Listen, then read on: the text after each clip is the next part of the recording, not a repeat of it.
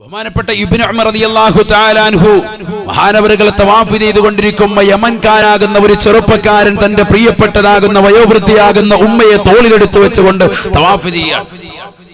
7 വട്ടം തവാഫ് കഴിഞ്ഞു. മഹാനവറുകൾ വന്നുകൊണ്ട് പരിശുദ്ധമാക്കപ്പെട്ട മഖാം ഇബ്രാഹിമിന്റെ പിന്നിൽ സുന്നത്ത് നമസ്കരിച്ച് കഴിഞ്ഞു. നമസ്കാരം കഴിഞ്ഞതിന് ശേഷം അങ്ങനെ ഇരുന്ന് ദുആ ചെയ്തുകൊണ്ടിരിക്കുമ്പോൾ ഈ മനുഷ്യൻ തവാഫെല്ലാം തീർന്നിട്ട് ബഹുമാനപ്പെട്ടവരുടെ തിരുസവിധത്തിൽ വന്നിട്ട് ചോദിക്കുകയാണ്, ഇന്നി ലഹാ ബഈറും മുദല്ലലൂ ഇന്നി ലഹാ ബഈറും മുദല്ലലൂ അതറാനി ജസൈതുഹാ. അല്ലയോ ഇബ്നു ഉമറേ, ഇബ്നു ഉമറേ റളിയല്ലാഹു അൻഹു,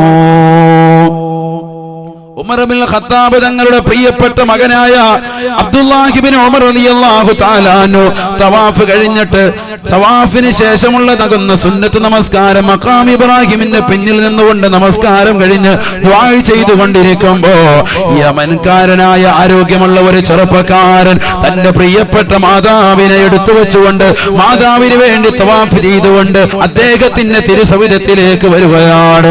എന്നിട്ട് ഇബ്നു ഉമർ റളിയല്ലാഹു തആല അൻഹുവിനോട് ചോദിക്കുകയാണ്, ഇബ്നു ഉമറ, ഇബ്നു ഉമറേ, ഇബ്നു ഉമറേ ഇന്നി ലഹാ ബഈറും മുദല്ലലൂ, എന്റെ ഉമ്മയെ കണ്ടില്ലയോ, എന്നെ ഉമ്മയെ ദർശിച്ചില്ലയോ?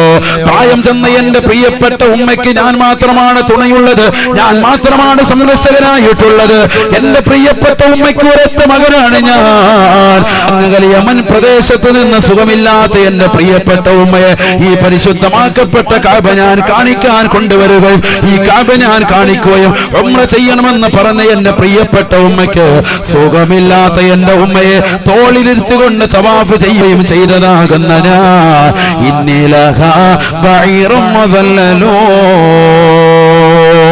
ഏറ്റവും നിന്ദ്യനായ നിസാരനായ ഒരു കേവലം ഒരു കഴുതയെ പോലെയാണ്, ഒരു കോവര കഴുതയെ പോലെയാണ് എന്റെ പ്രിയപ്പെട്ട മാതാവിന് ഞാൻ.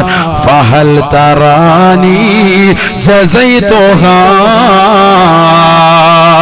ഇത്ര നല്ല സുന്ദരനായ ഒരു മകനെ നിങ്ങൾ കണ്ടിട്ടുണ്ടാവൂല. കാരണം സ്വന്തം ഉമ്മയ്ക്ക് വേണ്ടി സുഖമില്ലാത്ത ഉമ്മയ്ക്ക് വേണ്ടി ഉമ്മയെ വീട്ടിലിരുത്തിയിട്ട് ഉംറ ചെയ്യുകയല്ല, മറ്റൊരാൾ ഉംറ ഏൽപ്പിക്കുകയല്ല. ആ ഉമ്മയ്ക്ക് കഅബ കാണണമെന്നുള്ള ആഗ്രഹമുള്ളതുകൊണ്ട് കഅബ കാണിക്കാൻ ഞാൻ കൊണ്ടുവരികയും സുഖമില്ലാത്ത ഉമ്മയെ തോളിലിരുത്തിക്കൊണ്ട് കഅബ ഞാൻ 7 വട്ടം പ്രദക്ഷിണം ചെയ്യുകയും ചെയ്തു. ഫഹൽ തറാനി ജസൈതുഹാ, എന്റെ പ്രിയപ്പെട്ട ഉമ്മയോടുള്ള ബാധ്യതകൾ ഞാൻ നിർവഹിച്ചവനായില്ലയോ? ഉമ്മയോട് കടപ്പാടുകൾ പരിപൂർണമായി പൂർത്തീകരിച്ചവനായിട്ടില്ലയോ എന്ന് ഇബ്നു ഉമർ റളിയല്ലാഹു തആല അൻഹുവിനോട് യമൻകാരനാകുന്ന ചെറുപ്പക്കാരൻ ചോദിച്ചപ്പോ ഇബ്നു ഉമർ റളിയല്ലാഹു തആല അൻഹു പറഞ്ഞുവത്രേ, ലാ ലാ ഇല്ല മോനെ, ഇല്ല മോനെ, ഉമ്മയെ ഉംറ ചെയ്യിച്ചതുകൊണ്ട് അതും തോളിലിരുത്തിക്കൊണ്ട് ചുമന്ന് നടന്നതുകൊണ്ട് ഉമ്മയോടുള്ള ബാധ്യത നീ നിർവഹിച്ചവനല്ല.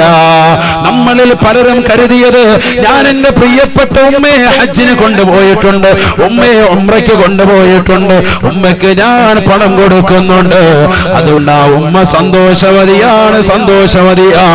പൊന്നുമോനെ, ഒരിക്കലുമല്ല. ആ ഉമ്മയോടുള്ള ബാധ്യത നീ നിർവഹിച്ചിട്ടില്ല. എന്ന് പറഞ്ഞാൽ ഉംറ ചെയ്യിപ്പിച്ചോ ഒക്കെ, പക്ഷേ അതുകൊണ്ട് ഉമ്മയോടുള്ള കടപ്പാടുകൾ തീർന്നോ? അത് തീർന്നിട്ടില്ല.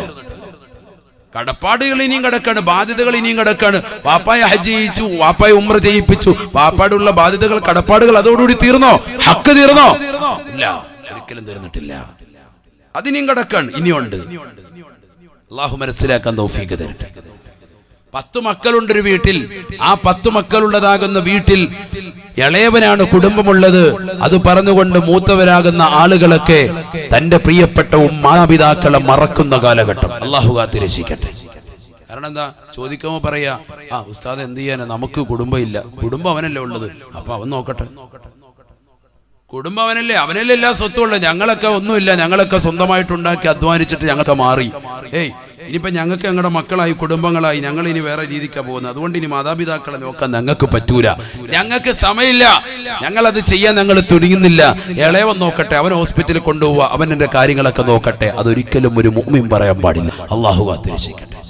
കാരണം ഇളയവനെ മാത്രമല്ല ഈ മാതാപിതാക്കള് നോക്കിയിട്ടുള്ളത്, മാതാവ് പ്രസവിച്ചത് നിന്നെയും കൂടിയാണ്, നിന്റെയും കൂടി വാപ്പയാണ്, നിന്റെയും കൂടി ഉമ്മയാണ്. അള്ളാഹു മനസ്സിലാക്കാൻ തൗഫീഖ് തരട്ടെ, ബോധം നൽകി അള്ളാഹു അനുഗ്രഹിക്കട്ടെ. മാതാപിതാക്കളെ ഒരിക്കലും നമ്മൾ വെറുപ്പിക്കാൻ പാടില്ല, ഒരിക്കലും വെറുപ്പിക്കാൻ പാടില്ല. നിങ്ങൾക്കറിയോ, പരിശുദ്ധ തിരുനബി മുഹമ്മദ് മുസ്തഫ സല്ലല്ലാഹു അലൈഹി വസല്ലമ തങ്ങളുടെ അടുക്കലേക്ക് മുആവിയത്ത് ബിൻ ജാബിർ റളിയല്ലാഹു തആല അൻഹു കടന്നു ചെന്നുകൊണ്ട് നബിയോട് ചോദിച്ചു, നബിയെ, ഞാൻ ഉദ്ദേശിക്കുന്നു അവിടുത്തോടൊപ്പം ഇന്നി ഉരീദുൽ ജിഹാദ മഅക യാ റസൂലല്ലാഹ്, അവിടുത്തോടൊപ്പം ജിഹാദിന് വരാൻ, യുദ്ധത്തിൽ വരാൻ ഞാൻ ലക്ഷ്യം വെക്കുന്നു. പ്രവാചകർ ചോദിച്ചു, അഹയ്യുൻ വാലിദതുക, നിന്റെ മാതാവ് ജീവിച്ചിരിപ്പുണ്ടോ? യാ റസൂലുള്ളാഹി. അള്ളാന്റെ റസൂലിനെ അറിയാം, വാപ്പ മരണപ്പെട്ടു പോയി നേരത്തെ, മുആവിയ നേരത്തെ മരണപ്പെട്ടു പോയതാണ് റളിയല്ലാഹു അൻഹു. അതുകൊണ്ട് പൊന്നുമോനെ, നിന്റെ പ്രിയപ്പെട്ടതാകുന്ന വാപ്പ മരണപ്പെട്ടു പോയി, നിനക്ക് ചെറുപ്പത്തിൽ തന്നെ നിന്റെ പ്രിയപ്പെട്ടതാകുന്ന ഉമ്മ ഇപ്പോഴും ജീവിച്ചിരിപ്പില്ലേ? അദ്ദേഹം പറഞ്ഞു, നഅം യാ റസൂലല്ലാഹ്, ഉമ്മ ഇപ്പോഴും ഉണ്ട്, ഉമ്മ പ്രായത്തിയിരിക്കാണ്, വീട്ടിലുണ്ട്.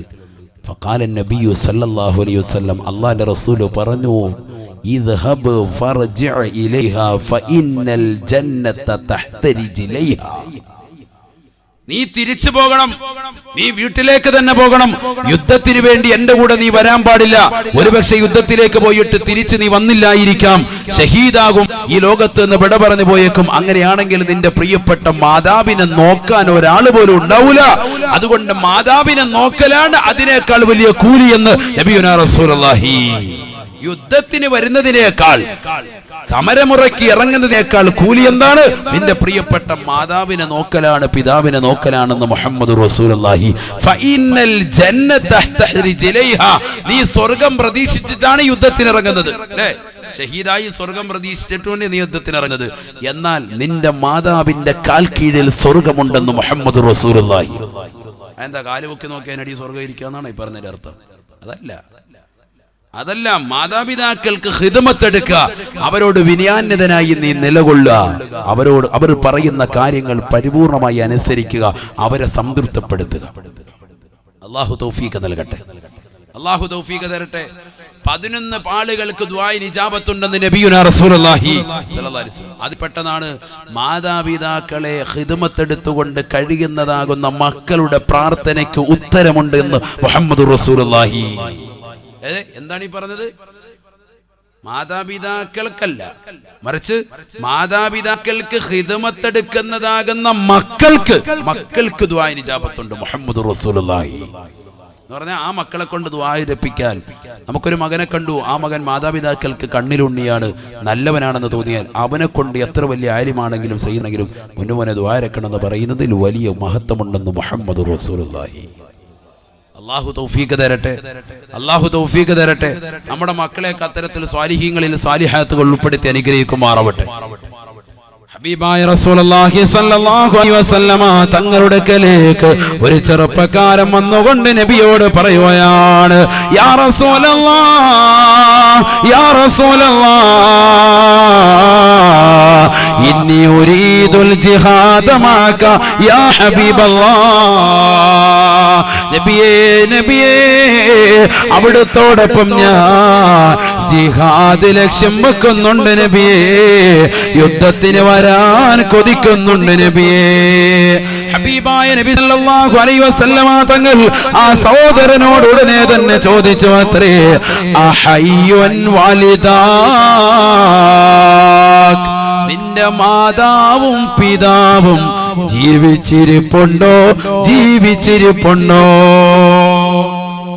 മുആവിയ ഇബ്നു ജാബിർ റളിയല്ലാഹു തആല അൻഹുവിന്റെ ചരിത്രത്തിൽ എന്താ?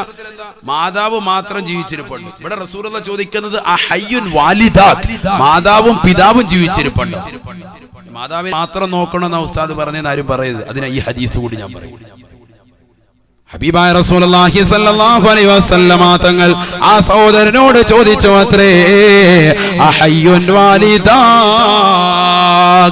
നിന്റെ മാതാപിതാക്കൾ ജീവിച്ചിരിപ്പുണ്ടോ? ഫഖാല റജുലു, ആ സഹോദരനുടനെ പറഞ്ഞു അത്രേ, നഅം യാ റസൂലല്ലാഹ്, നബിയേ നബിയേ, എന്റെ മാതാവും പിതാവും ജീവിച്ചിരിപ്പുണ്ട് നബിയേ. ഹബീബായ റസൂലുള്ളാഹി സ്വല്ലല്ലാഹു അലൈഹി വസല്ലമ തങ്ങൾ മറ്റു മക്കളില്ലാത്തതാകുന്ന മാതാപിതാക്കൾക്ക്, മറ്റു മക്കളില്ലാത്തതാകുന്ന ആ സഹോദരനോട് അല്ലാഹുവിന്റെ റസൂല് പറയുകയാണ്, ഫഫീഹിമാ ജാഹിദ് ഇർജി ഇലൈഹിമാ, പൊന്നുമോനെ നീ നിന്റെ മാതാപിതാക്കളിലേക്ക് മടങ്ങി പോകണേ. പരിശുദ്ധമാക്കപ്പെട്ട ഉഹദിന്റെ രണാങ്കളത്തിലേക്ക് ഇറങ്ങാൻ വേണ്ടി ആളുകളെ തെരഞ്ഞെടുത്തുകൊണ്ടിരിക്കുകയാണ്, സെലക്ട് ചെയ്തുകൊണ്ടിരിക്കുമ്പോഴാ ഈ അനുയായി വന്നുകൊണ്ട് പറയുന്നത്, നബിയേ ഞാനും അവിടുത്തോടൊപ്പം യുദ്ധത്തിന് വരാൻ കൊതിക്കുന്നുണ്ട് നബിയേ, യുദ്ധത്തിന് വരാൻ കൊതിക്കുന്നുണ്ട് നബിയേ. ഹബീബായ നബി തങ്ങൾ ചോദിച്ചു, മാതാപിതാക്കൾ ജീവിച്ചിരിപ്പുണ്ടോ? ഉണ്ടെന്നുള്ള മറുപടി കേട്ടപ്പോ നബി തങ്ങൾ പറയുകയാണ്, ഫഫീഹിമാ ജാഹിദ്, മാതാവും പിതാവും ജീവിച്ചിരിപ്പുണ്ടെങ്കിൽ അവരിൽ നീ ജിഹാദ് നടത്തണേ, അഥവാ അവർക്ക് സേവനം ചെയ്യുന്നതിന് വേണ്ടി നിന്റെ സമയത്തെ ചെലവഴിക്കണേ എന്ന് നബിയുനാ റസൂലുള്ളാഹി